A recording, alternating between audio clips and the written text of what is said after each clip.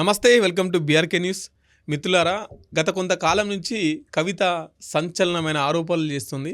So ఇవాళ కూడా కొంతమందిని ఉద్దేశిస్తూ కొన్ని ఆరోపణలు చేసింది. అసలు ఆమె ఏమేమి ఆరోపణలు చేసింది, ఆ ఆరోపణల వెనుక ఉద్దేశాలు ఏంటి, ఇవన్నీ మనతో చర్చించడానికి సీనియర్ జర్నలిస్ట్ శ్రీనివాస్ కొమిర గారు మనతో ఉన్నారు. సార్ నమస్తే. నమస్తే మధు గారు, చెప్పండి. ఎందుకు కవిత అసలు ఈమెను పొమ్మని పొగవెట్టినా, లేకపోతే ఈమెనే పడక బయటకు వచ్చిందా? అది వాళ్ళకు సంబంధించినటువంటి ఇంటర్నల్గా జరుగుతున్నటువంటి అంశం. చాలామంది మీలాగే ప్రశ్నలు అడుగుతున్నారు. అది ఫ్యామిలీకి సంబంధించిన, పొమ్మని లేక పొగబెట్టిరా, రమ్మని లేక రమ్మంటుర్రా, పెద్దగా ప్రజలకి అవసరం లేదని కామన్ మ్యాన్గా నా అభిప్రాయం. ఇప్పుడు ఈమె బీఆర్ఎస్ ఎమ్మెల్సీగా ఉన్నారు కదా. కరెక్ట్. మరి బీఆర్ఎస్ పార్టీకి మీకు సంబంధం లేకుంటే ఎందుకు అది చేస్తుంది? మీటింగ్లు కావచ్చు, ఇంకే కార్యక్రమం చేసినా మనం అట్లా ఎందుకని అనుకోవాలి? సంబంధం లేకుండా చేస్తుంది అని మనం ఎందుకు అనుకోవాలి? ఒకవేళ సంబంధం లేకుండా చేస్తే పార్టీ నుంచి మరి బహిరంగంగా ఈవెని అంటే తీసేసాము అని చెప్పేసి ఎక్కడన్నా లెటర్ కానీ ఏది కానీ ఉందా? మరి ఇన్ని రోజుల నుంచి గుర్తురాని జాగృతి, అంటే అప్పట్లో తెలంగాణ ఉద్యమంలో జాగృతి అనేది ఒక మంచి పాత్ర పోషించింది, దాన్ని ఎవరు కాదనలేవు. కానీ 10 ఏండ్ల నుంచి జాగృతి ఏమైంది? తర్వాత 10 ఏండ్ల నుంచి బీసీలు ఎటు వేయర్రు, 10 ఏండ్ల నుంచి ఈ ప్రజల ఇదంతా ఎటు వేయర్రు. ఎటు పోయారంటే అంత ఇప్పుడే ఎందుకు మళ్ళీ జాగృతి జెండా ఎత్తుకొని కాంగ్రెస్ అధికారంలోకి రాగానే ఎందుకు మళ్ళీ ఇదే ఈమె ఎత్తుగాడ ఏమై ఉంటుంది? అంటే మధ్యలో నాకు తెలిసినంత వరకు మీరు చెప్తున్నట్లు ఆమె 2 సార్లు అయితే పదవి అనుభవిస్తున్నట్టే, కరెక్టేనా? సో గతంలో ఎంపీగా చేసింది, ఇప్పుడు ఎమ్మెల్సీగా. ఓకే, సరే, అది ఓడిపోయింది, అది సహజం, అది రాజకీయాల్లో అనేది సహజం. అంటే జాగృతి అనేది మధ్యలో 9 సంవత్సరాలు వాళ్ళ పార్టీ అధికారంలో ఉన్నప్పుడు ఇది ప్రజలకి ఈ జాగృతి ఇప్పుడైతే అవసరం లేదు. మళ్ళీ జాగృత పరచాలంటే ఇప్పుడు వేరే ప్రభుత్వం వచ్చింది కాబట్టి ఖచ్చితంగా అది అవసరమేమో అని ఆమెకి అనిపించి ఉండొచ్చు కదా. మీరు అడిగిన ప్రశ్నకు సమాధానం. ఇన్ని రోజుల నుంచి బీసీలు గుర్తు రాలేదా? ఇప్పుడే గుర్తుకొచ్చిరా? ఎప్పుడు? అధికారం పోయిన తర్వాత. గతంలో కూడా నాకు తెలిసి నంతవరకు కేసీఆర్ గారు అయితే ఖచ్చితంగా అవగాహన ఉన్న వ్యక్తే అని చెప్పి నేను అనుకుంటున్నాను. ఎందుకంటే తెలంగాణ రాష్ట్రం కోసం పోరాడిన వ్యక్తి ఒకటే కాదు, ఆయనకు సబ్జెక్టు పట్ల పూర్తిగా అవగాహన ఉంది. ఆమె కూతురేమి అదే పార్టీలో ఉంది, ఈమె కూడా ఎంపీగా మనం ఇందాక మాట్లాడుకున్నట్టు ఎమ్మెల్సీగా కూడా చేసింది. ఆ అవగాహనలో గతంలో నాకు గుర్తున్నంత వరకు అయితే 36% వరకు అయితే ఆయన కూడా ఈ బీసీల గురించి కొట్లాడారు. ఇది కాదు, రాజ్యాంగ పరంగా దీంట్లో కొన్ని అంశాలు మనం చూసినట్లయితే ఇది ఖచ్చితంగా అంటే 50% మించి ఇది మీకు ఖచ్చితంగా ఒక అడ్వకేట్ అయితే చాలా బాగా చెప్తారని నా ఉద్దేశం. నాకు డాక్టర్ జేపీ గారు కూడా ఇదే విషయాన్ని స్పష్టం చేశారు నాకు ఇచ్చిన ఇంటర్వ్యూలో. 50% కనుక మించి రిజర్వేషన్లు అనేవి కొనసాగించడం కష్టం అని చెప్పి గతంలో మండల కమిషన్ కావచ్చు, ఆ తర్వాత 2-3 తీర్పులు కూడా మీకు తెలియదు కదా, బీహార్ కావచ్చు, కర్ణాటక కావచ్చు, లేకపోతే ఇట్లాంటి తీర్పుల్లో కూడా మనం చూసాం. అయినా సరే బీసీ ఉద్యమం, బీసీలు ఎక్కువ ఉన్నారు, బీసీలకి న్యాయం జరగాలని చెప్పి అంటే ఇదే ప్రభుత్వం కమిషన్ కూడా వేయడం జరిగింది. దాంట్లో 42% మనం వీళ్ళకి ఇస్తే బాగుండు అని చెప్పి దాన్ని బిల్లు కూడా ఏదో స్టేట్లో చేశారు. ఆ స్టేట్ నుంచి సెంట్రల్కి వెళ్ళిన తర్వాత కూడా అది పాస్ కాదనే విషయం ముఖ్యమంత్రి గారికి సలహాలు ఇచ్చేవారు. ఖచ్చితంగా అవగాహన బ్యూరోక్రాట్లు కూడా చాలామంది ఉంటారు సలహాదారులు, వాళ్ళకు కూడా తెలుసు.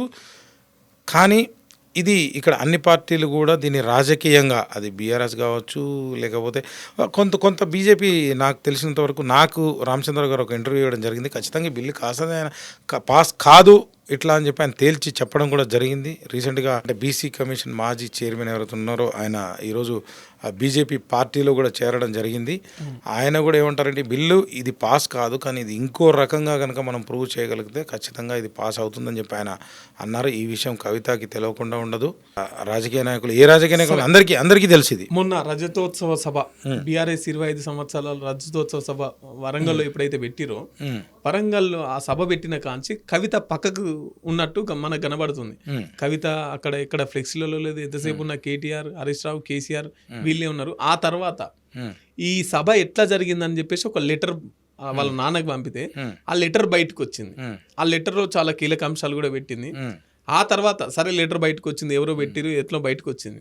ఆ తర్వాత మళ్ళీ ప్రెస్ ముంగటికి వచ్చి కొన్ని దయ్యాలు ఉన్నాయని చెప్పేసి మాట్లాడింది. మళ్ళీ ఇప్పుడు ప్రెస్ మీట్ పెట్టి కొంతమంది ఇట్లా చేస్తున్నారు, కొంతమంది అట్లా చేస్తున్నారు, వీళ్ళకి బుద్ధి ఉండొద్దా, డబ్బులు ఉన్నాయని చెప్పేసి, మీడియా ఉందని చెప్పేసి ఎట్లా పడితే అట్నే చేస్తున్నారు, తెలంగాణ అంటే మా నాన్న అంటే తెలంగాణ అని చెప్పేసి అంటుంది తప్ప ఆ దయ్యాలెవలు, ఆ దొంగలెవలు అని చెప్పేసి పేరు ఎందుకు ప్రకటిస్తలేదు? అది మళ్ళీ బీఆర్ఎస్ పార్టీలోనే ఉన్నారు, మా నాన్న సుట్టే ఉన్నారు అంటుంది. మీరు ఈ ప్రశ్న యాక్చువల్గా ఏం చేయాలంటే కవిత మీకు డైరెక్ట్గానే తెలిసి ఉంటుంది. వెళ్ళి ఆమె ఈ ప్రశ్న ఆ దయ్యాలు ఎవరో తెలిస్తే బాగుండని అనిపిస్తుంది. ప్రజలకు ఇందులో ఉపయోగకరమైనటువంటి అంశం ఏదైనా ఉంటే చర్చించుకుంటే బాగుంటుందని నా ఉద్దేశం. అంటే నేనేమంటున్నానంటే ఇప్పుడు ఒక పార్టీ మళ్ళీ అది రేపు అధికారంలోకి రావచ్చు, రాకపోవచ్చు, ఇంకేమైనా కావచ్చు. కానీ ఇప్పుడు వాళ్ళు కూడా ఎమ్మెల్యేలుగా ఉన్నారు. ఒక పార్టీలో అంతర్గతంగా ఇట్లా జరుగుతుంది అన్నప్పుడు వాళ్ళు ప్రజల కోసం ఏడ పని చేయగలుగుతారు? మరి ఏం చేద్దామంటారు? మరి ప్రజలకు అధికారం ఇవ్వకుండా మీరు సమాయత్తం పరచండి, ప్రజల్ని విజ్ఞానవంతులుగా మార్చండి. మీరు వీళ్ళు ఇట్లా చేస్తా ఉన్నారు, ఈ పార్టీ కాదని ఇంకో పార్టీ అని మీరు చెప్పండి. మీలాంటి వాళ్ళు చెప్తే వాళ్ళు కూడా. నేనేమంటున్నా అంటే కవిత ఎత్తుగడ ఏంటి ఇందులో? కవిత ఎత్తుగడ మనకెట్లా తెలుస్తుంది? ఆమె లోపల ఉన్న విషయాన్ని మనం ఎట్లా కనుక్కుంటాం? ఎత్తుగడ అంటే ఏం లేదు. ఆమెకు కూడా ఎవరైనా సరే ఒకసారి ఎమ్మెల్యేనో ఎంపీనో ఎమ్మెల్సీనో ఏదో చేసిన తర్వాత నేను కూడా సీఎం కావాలి, నేను కూడా మంత్రి కావాలి, నాకు కూడా అధికారం కావాలన్నట్టు అధికార దాహం ఖచ్చితంగా మన భారతదేశంలో అది ఎక్కువ ఉన్నదని నాకు అనిపిస్తూ ఉంది. ఆ ఉద్దేశంతోనే ఆమెని మరి ఆ పార్టీలో పట్టించుకున్నారో పట్టించుకోవట్లేదు. మీరన్నట్టుగా మరి మీకేమైనా ఇన్సైడ్ ఇన్ఫర్మేషన్ ఉంటే పట్టించుకోవట్లేదు కాబట్టి ఆమె ఈ రకంగా మాట్లాడుతుందో మీరు చెప్తున్నటువంటి ఇద్దరు గతంలో ఆమె కరెక్ట్గా అది స్ట్రైట్గానే చెప్పింది. సంతోష్ అనే వ్యక్తి అనే పేరు ఇందాక మీరు ఏదో చెప్పలేకపోతున్నారు, నాకేం ప్రాబ్లం లేదు, నేను చెప్తా. ఆయన వల్లనే జరుగుతుంది, ఆయన ఎవరిని కూడా దగ్గరికి రానిచ్చేటువంటి పరిస్థితి కూడా లేదు. ఇంకా మీరు మాట్లాడితే ఇందాక అంటే వాటర్కు సంబంధించినటువంటి శాఖ మంత్రి పేరు కూడా మీరు చెప్పడానికి ఏదో సంకోచిస్తున్నట్టుగా అనిపిస్తుంది. హరీష్ రావు గారే ఏమన్నది హరీష్ రావు గారిని అంటుందేమో, లేదా ఆ పార్టీలో ఉన్నటువంటి మినిస్టర్లందరూ కలిసి మా నాన్ని ఇట్లా చేసేటువంటి ప్రయత్నం చేస్తున్నారు, ఇది కరెక్ట్ కాదు, సిబిఐ ఎంక్వైరీ చేస్తే ఏమవుతుంది, ఏం కాదు, నిజంగానే ఆరోపణలు ఎదుర్కొంటున్నారు, అందులో నిజానిజాలు ఏమున్నాయో తెలుస్తాగా భయపడాల్సిన అవసరం ఏముంది, ఆమె బాధపడాల్సిన అవసరం కూడా లేదని నా అభిప్రాయం. జాగృతి రాజకీయ పార్టీ కాబోతుందా? రాజకీయ పార్టీగా దీన్ని ఓపెన్ చేసే అవకాశం ఏమన్నా ఉందా కవిత గారు? ఏమండి, పెడితే పెట్టుకోవచ్చు, తప్పులేదు. ఇప్పటికే నాకున్న సమాచారం ప్రకారం అంటే ఎగ్జాక్ట్గా నా దగ్గర రైట్ టు ఇన్ఫర్మేషన్ యాక్ట్ అయితే లేదు, కానీ 2623 పార్టీలు ఎన్నో ఉన్నాయి. అందులో ఇది ఒక పార్టీ ప్రజలకు సేవ చేస్తా అంటే ఎవరు కూడా వద్దనరు. 2 కాకపోతే 3 పార్టీలు, 3 కాకపోతే 10 పార్టీలు తెలంగాణ రాష్ట్రంలో ఉండొచ్చు. ఇప్పటికి 6 జాతీయ పార్టీలు ఉన్నాయి. స్టేట్ పార్టీలు ఎన్ని ఉన్నాయి కూడా మీకు తెలుసు, ఇప్పుడే చెప్పాను నేను. సో ఎన్ని పార్టీలైనా రావచ్చు, రావద్దని లేదు, పెట్టుకోవచ్చు, పోరాడవచ్చు, ప్రజల తరపున మంచిదే అని కూడా నేను అంటా. ఇప్పుడు ఆంధ్రాలో జగన్ వర్సెస్ షర్మిల ఏ విధంగా అయితే పోటీ నడుస్తున్నదో, తెలంగాణలో కూడా కేటీఆర్ వర్సెస్ కవిత నడవనియండి. వాళ్ళు ఎవరన్నా కొట్టుకోనండి, ప్రజలకు మంచి జరిగితే మంచిదే అని ఇందాకే చెప్పా. పిల్లి నల్లదా తెల్లదా మనకి అనవసరం.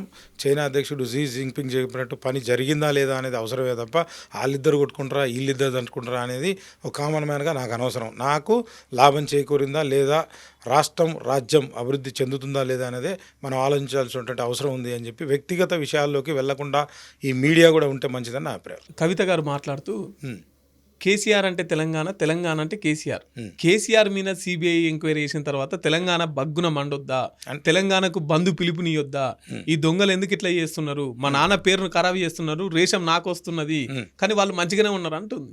అననియండి, ఇప్పుడు ఒక విధంగా ఆమెకు అనిపించడంలో తప్పేం లేదని కూడా అంటే, ఇప్పుడు నాకు కూడా మా నాన్న ఎవరన్నా అంటే ఎవడురా నువ్వు అంటానికి అనేది సహజంగా కోపం అనేది వస్తూ ఉంటుంది. ఆ వచ్చినప్పుడు వాళ్ళ పార్టీ తరపున పిలిపించుకుంటుంది, లేదా ప్రజలు కార్యకర్తలు ఆమె వైపు ఉంటే వాళ్ళకి పిలిపించుకుంది, ఇచ్చుకోండి, వచ్చేటోడు వస్తాడు, పోయేటోడు పోతాడు.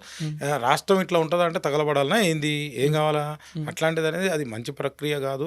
ప్రజాస్వామ్యంలో ఎవరైనా కానీ వాళ్ళకి జరిగినటువంటి అన్యాయాన్ని ప్రశ్నించవచ్చు, అడగవచ్చు, ఇంకేమైనా చెప్పవచ్చు, ఏదైనా చేయొచ్చు. కానీ బగ్గున మండాలా గిగ్గున మండాలంటే అది మంచి పద్ధతి కాదని నా ఉద్దేశం. ఈమె కుటుంబం వాళ్ళంతా మంచే. ఇప్పుడు కేటీఆర్ మీద ఎక్కడ కూడా ఏం మాట్లాడట్లేదు, కేసీఆర్ మీద ఏం మాట్లాడట్లేదు, ఈమె గురించి ఈమె మాట్లాడుకోవట్లేదు. కానీ సంతోష్ రావు గారి గురించి కానీ హరీష్ రావు గారి గురించి కానీ మాట్లాడమంటే వీళ్ళ కుటుంబంలోకి ఇంకా వేరే వీళ్ళ కుటుంబం ఒక్కటే అధికారంలో ఉండాలి, వీళ్ళ కుటుంబం ఆధిపత్యం చెలాయించాలి, ఇంకోళ్ళు చేస్తే ఓర్చుకోలేంతనమంటారు. ఓర్చుకోలేంతనం కాదు, ప్రజల పిచ్చోళ్ళని నేను చెప్తున్నా. మీరు పోటీ చేస్తారండి, ప్రజల ఆప్షన్స్ చాలా ఉన్నాయి. ఒక్కొక్క ఏరియాలో మీకు తెలియదు కదా, ఒక నియోజకవర్గంలో ఒక ఎమ్మెల్యే నియోజకవర్గం నుండి 10 నుంచి 15 మంది, కొన్ని చోట్ల 30, 50 ఆమె పోటీ చేసినట్టు నియోజకవర్గంలో ఎంతమంది రైతులు వేసారో మీకు తెలుసు. బ్యాలెట్ పేపర్ ఎంత పొడుగుంది, 200 మంది పైకి పోటీ చేసి వేరే వాళ్ళకి వేసుకోండి, ఎవరొద్దని చెప్పారు. మనం అసలు దీని గురించి చర్చ అవసరం. ఓటు ఆమెకి వేయకండి, ఇంకోళ్ళకి వేసుకోండి, పోయిందేమున్నదని నా అభిప్రాయం. మరేంటి కవిత నెక్స్ట్ ప్లాన్ ఏంటి? ప్లాన్ ఏమున్నది, ఆమె కూడా ప్రజలకు ఏమైనా సేవ చేయాలనుకుంటే చేయొచ్చు, దాంట్లో తప్పేం లేదు. ప్లాన్ ఏమున్నది, ఆవిడ కూడా గతంలో ఒక నేను కూడా పర్సనల్గా రీసెంట్గా కలవడం జరిగింది. ఆమె కూడా ఒక కోరిక ఉంది, తెలంగాణ రాష్ట్రానికి నేను కూడా ఉన్నా మొదటి నుంచి, లేకపోతే 2000 ఏమంటారు అది 5, 10 ఎప్పుడో వచ్చింది. ఆమె కూడా యూఎస్లో చదువుకున్నట్టుంది, వచ్చింది. నేను కూడా పోరాటం చేసిన, నేను కూడా ఎంపీగా ఉన్నా, నేను కూడా ఎమ్మెల్సీగా ఉన్నా, మేమంతా కూడా మా నాన్నగారు కావచ్చు, మేము కావచ్చు, మా ఫ్యామిలీ అంతా కూడా తెలంగాణ కోసం పోరాడింది, ఇంకా పోరాడుతూనే ఉంటాము అన్నది. ఎవరైనా పోరాడొచ్చు, ఎవరైనా నిలబడొచ్చు, దాంట్లో ఏం తప్పలేదు. మీరు కూడా నిలబడవచ్చు, అవసరమైతే మీరు కూడా సీఎం అయితే అనడంలో తప్పేం లేదు. ఎవరైనా కావచ్చు, ప్రజలకు సేవ చేస్తా అంటే మంచి సేవ అనొద్దు. ఈ మధ్య అని కాదు, వాటికి కూడా జీతాలు తీసుకుంటారు, ఖచ్చితంగా లెక్క కట్టాల్సిందే, లెక్క ఇవ్వాల్సిందే, దాంట్లో ఏమాత్రం సందేహం, డ్యూటీ చేయాల్సిందే. ఒకసారి వచ్చిన తర్వాత మనం ప్రశ్నించాల్సిందే, దాంట్లో ఏమాత్రం డౌట్ లేదు. అవసరమైతే మీరు ఇందాక ఏదో ఇంటర్వ్యూ చేశారు కదా, అందులో కూడా సిబిఐ ఎంక్వైరీ ఆమె అంటుంది కదా, సిబిఐ ఎంక్వైరీ చేయండి, ఏమైతే ఆరోపణ వచ్చినప్పుడు చేస్తే నష్టం ఏమున్నది, దాంట్లో ఏం నష్టం లేదు. అదే అంటే తెలంగాణ ప్రజలు తెలంగాణ సాధించిన వ్యక్తిని 10 ఏళ్ళు సాధించిన వ్యక్తిని కేసీఆర్ గా కాకుండా సిబిఐ అని పిలుస్తారు. ఈ తెలంగాణ ఆత్మ గౌరవానికి భంగం కలుగుతుంది అంటున్నారు. రైట్ అండి. ఇప్పుడు మీరు గతంలో మధు కోడా కావచ్చు, లేకపోతే లాలూ ప్రసాద్ యాదవ్ కావచ్చు, వాళ్ళు కూడా రాష్ట్రాలకి ఏం పని చేశారో, ఎట్లా చేశారో మీకు తెలుసు. గతంలో రీసెంట్గా అంటే ఒక ముఖ్యమంత్రిగా పనిచేసిన శిబు సోరెన్ గురించి మీకు తెలుసు. ఆయన కూడా వాళ్ళ రాష్ట్రం సాధించడానికి చేసిరు. అంటే ఇప్పుడు రాష్ట్ర ముఖ్యమంత్రి తెలంగాణ సాధించడానికి ఒక దొంగతనం చేశారు అనుకోండి, చేశారో లేదా ఇప్పుడు నేను చెప్పలేదు, నిరూపణ అయితేనే అట్లా అని చెప్పి అట్లా కేజ్రీవాల్ కావచ్చు, ఎవరైనా సరే చట్టం ముందు అందరూ సమానులే, చట్టాలు ఎవరికి కూడా చుట్టాలు కావనేటువంటి అంశాన్ని మళ్ళీ మనం గుర్తు చేసుకోవాల్సిన అవసరం ఉంది. ఎవరైనా సరే, సో అది నిజం నిరూపణ అయితే శిక్షకి ఖచ్చితంగా తల ఒగ్గాల్సిందే అనేది నా అభిప్రాయం.